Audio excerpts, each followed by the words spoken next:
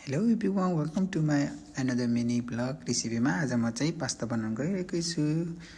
हेर्नुहोस्, पास्ता उमाले मैले चाहिँ मजाले आज यो म्याक्रोनी पास्ता अनि यसलाई चाहिँ अनि मजाले पाक्ने गरी पकाएर अनि चिसो पानीले धोएर टक्क हेर्नुहोस् त अनि तेल लगाएर अनि यसरी राखेको छु।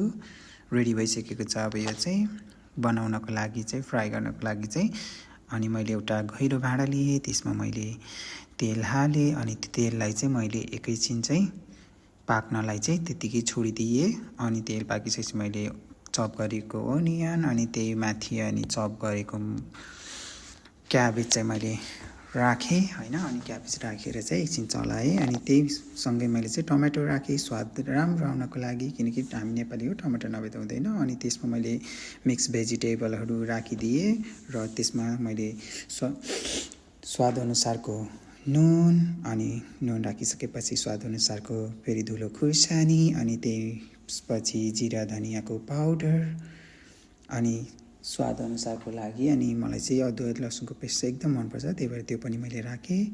अनि त्यो राखेर चाहिँ मैले मजाले मिक्स गरेँ, किनकि यसलाई चाहिँ एकछिन मजाले पाक्न दिनुपर्छ। यदि मसला राम्ररी पाकेन भने चाहिँ यसबाट चाहिँ स्मेल राम्रो आउँदैन। अनि मैले म्याक्रोनी हालिदिएँ अनि म्याक्रोनी हालिसकेपछि त्यसलाई एकछिन मिक्स गरेँ, किनकि त्यसमा मैले हालेको मसलाहरू चाहिँ म्याक्रोनीमा पनि राम्ररी मिक्स होस् भनेर छोडिदिएँ। अनि छोडिसकेपछि अनि मैले थोरै अजिनामोटो अनि कलरको लागि अनि थोरै डार्क सोया सस हालेर अनि यसमा फेरि मैले मिक्स गरेर यसलाई राम्ररी चलाएँ र यसलाई पाक्नको लागि चाहिँ 5-6 मिनट चाहिँ मैले राखिदिएँ, किनकि यो अलरेडी पाकिसकेको थियो। अब यसलाई धेरै पकाउनु पर्दैन, त्यस्तै 5-6 मिनट पकाएपछि अनि मेरो म्याक्रोनी चाहिँ हेर्नुहोस् त कस्तो मजाले भेजिटेबल्स मिक्स भएको म्याक्रोनी चाहिँ रेडी भएको छ। मलाई चाहिँ म्याक्रोनीमा चाहिँ किनकि भेजिटेबलहरू धेरै भएको चाहिँ राम्रो लाग्छ अनि मैले माथिबाट धनियाँ गार्निसिङ गरेँ।